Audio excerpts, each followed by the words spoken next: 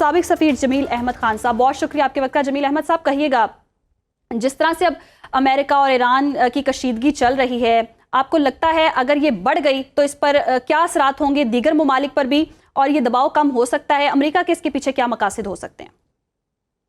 एक भौचाल आ जाएगा पूरे खित्ते में, बल्कि पूरी दुनिया में। उस पर मैं आता हूं कि क्या भौचाल होगा।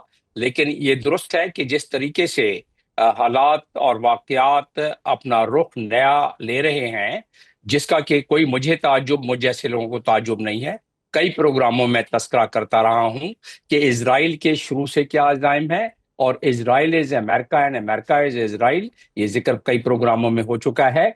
तो लिहाजा इस पस मंजर में अगर हम देखें, इस पस मंजर में अगर हम बात करें, तो हमें बखूबी अंदाजा हो जाएगा कि एक नियत इजराइल की, न सिर्फ नियत बल्कि मंसूबा, और इजराइल का मंसूबा जो पेपर्स अभी लीक हुए हैं ईरान ने अपनी इंटेलिजेंस एजेंसीज के तहत, जो उनके न्यूक्लियर साइट्स की जो लोकेशंस मालूम की, उसमें कुछ कागजात ऐसे भी मिले हैं ईरान को जिसमें प्लान मौजूद है ईरान पर इजराइल के और अमेरिका की सपोर्ट से हमला करने का। इस बात को यहाँ मैं एक इंट्रो के तौर पर मैंने आपको दिया। अब आ जाते हैं कि हो क्या रहा है। देखिए, ये छठा या सातवां अभी जो भी इनका करते रहे ये मुज़ाकरात, इस मुज़ाकरात में तमाम की तमाम, चाहे वो मिस्टर विटकॉक हो, प्रेसिडेंट ट्रंप हो, या उनके कोई भी टीम के मेंबर हों, उनका यही शुरू से वतीरा रहा है कि आपने जीरो इनरिचमेंट, मतलब इनरिचमेंट खत्म कर दिया आप। हालांकि 2015 में जब मुआहदा हुआ न्यूक्लियर रिकॉर्ड,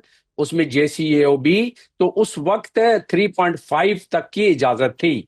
जब वो निकल गए 18 में ट्रंप के दौर में, उन्होंने मुआहदा खत्म कर दिया, तो ईरान आजाद हो गया। उसने अपनी अफजाइश कर ली 7%, according to the reports available. ये भी गुमान है कि इससे ज्यादा हो गई होगी, लेकिन 60% जब कोई मुल्क अपनी एनरिचमेंट कर ले, तो उसके बाद 90% चंद दिनों की बात होती है। तो ये ईरान को, और ईरान की तरफ से हमेशा बार ये कहा गया है कि हम न्यूक्लियर वेपन की तरफ नहीं जाना चाहते हैं, लेकिन आप हमारी एग्जिस्टेंशियल, यार आप हमारी बका से ना खेलो। अब आ जाते हैं कि पिछली जो 3 दिन के बयानात हैं उसको देख लेते हैं। ट्रंप का आपने बता ही दिया अपने इंट्रो में कि उन्होंने कह दिया है कि अगर ये मुज़ाकरात नहीं हुए, यानी कि वो कौन से, कि वो एनरिचमेंट अपनी खत्म करे, तो वो अगर नहीं हुए तो फिर जाहिर है हमला किया जा सकता है। ये सिलसिला एक तसलसल है जो शुरू से इजराइल चाहता था। अब रहा सवाल, क्योंकि ईरान इतना आगे बढ़ चुका है कि उसने अपनी जमील पूरी साहब, तैयारियां इजराइल तो की। चाहता था, इसमें अमेरिका की कितनी चाहत है या बस दिखावा है मुज़ाकरात का? नहीं, पहले तो अमेरिका चाहता था कि नहीं, ये भौचाल ना आए खित्ते में, इसलिए कि उसके अड्डे हैं। और ईरान ने कल ही तो धमकी दी है उन्होंने कि अगर हमारे ऊपर हमला किया तो आपका कोई अड्डा भी यहाँ महफूज नहीं होगा और हम सारों पे हमला करेंगे।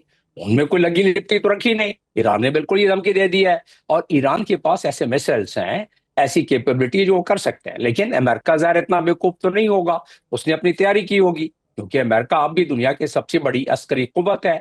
और अमेरिका के सबसे ज्यादा बहरी बेड़े वो इस रेड सी और मेडिटेरेनियन सी और इसी इलाके में मौजूद हैं।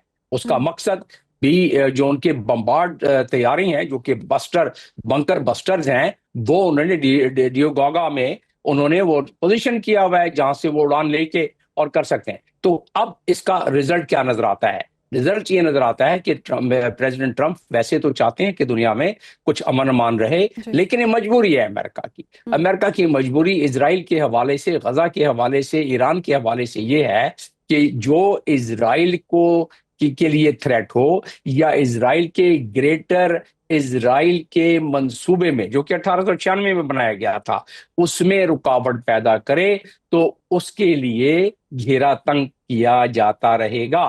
तो ईरान ही एक ऐसा जमील मुल्क रह साहब, गया अगर ईरान के लिए घेरा तंग किया जाता रहेगा और जैसे कि दबाव का शिकार करने की भी कोशिश की जा रही है ईरान को, तो मुआशी तौर पर उसको कमजोर करने की कोशिश की जा रही है। अगर ईरान पर यह हमला होता है या ईरान बदले में हमला करता है, इसके नतीजे में दीगर ममालिक पर क्या असरात हो सकते हैं? खास तौर पर पाकिस्तान पर आप इसके क्या असरात देखते हैं? फिर दीगर ममालिक पे क्या, तो तेल की जो इस वक्त बैरल की कीमत है वो डबल हो जाएगी, ट्रिपल हो जाएगी, 4 गुना हो जाएगी। पाकिस्तान जैसे मुल्क का इन्हिसार, हमारा फॉरेन एक्सचेंज की कसीर तादाद तो तेल में जाती है। अब हम उसमें पेट्रोलियम में मसनूआत लेती हैं, तो ये तो पूरा खिता बंद हो जाएगा। दुनिया में तकरीबन 60-70% के करीब पेट्रोलियम इस राह से गुजर रहा है। तो दुनिया की जितनी भी वो गैस है, फ्यूल है, वो सारे के सारे 3 गुना हो जाएंगे। जब वो 3 गुना होंगे तो महंगाई 3 गुना, 4 गुना, 10 गुना, 100 गुना बढ़ती जाएगी। तो वो तो दुनिया के लिए अनसस्टेनेबल हो जाएगा, कुछ अरसे के लिए बर्दाश्त करना बहुत मुश्किल होगा। और फिर अगर ईरान जवाब देता है तो फिर चाइना क्या करेगा, ये एक बड़ा सवाल पैदा होता है। रशिया क्या करेगा, क्या वो मैदान में आएगा? अगर मैदान में आएगा तो तीसरी जंग शुरू हो जाएगी, तीसरी जंग अजीम। तो वो तो कोई नहीं चाहेगा, ना अमेरिका चाहेगा, ना चाइना चाहेगा, ना रशिया चाहेगा इस वक्त। लेकिन उसके अलावा क्या हो सकता है कि अमेरिका के पास जो भी हथियार औजार हैं, बंकर बस्टर्स हैं, वो 400-400 पाउंड के जो बॉम्ब्स हैं, जिसको अमेरिका समझता है कि उसको अगर बरसाया जाए उन जगहों पर जहां के उनके महफूज ठिकाने हैं न्यूक्लियर अफजूजगी के। ईरान ने भी ये भी सोचा होगा, मैंने अभी पहले आपको बताया कि 60% जब इनरिचमेंट हो जाए तो चंद दिनों में 90% हो सकती है। ईरान के पास मिसाइल तो पहले से हैं। तो ईरान ने तो कह दिया कि हम फिर इस मुआहदे से IAEA के और जो हमने पहले मुआहदों पर साइन किए हुए हम उससे निकल जाएंगे। निकलने के बाद तो चंद दिनों की बात होगी, उन चंद दिनों में ही फैसला होगा। अमेरिका अपनी पूरी मिलिट्री माइट दिखाने की कोशिश करेगा अगर ये जंग की आग छिड़ गई तो। मैं ये समझता हूं कि ट्रंप ने ये लास्ट अपना ट्रंप कार्ड खेला है। और वो लास्ट ट्रंप ने क्यों खेला है कि ये धमकी जो है, ईरान भी उसको पता है कि वो उसके लिए बिल्कुल तबाही और बर्बादी का वाकया हो जाएगा।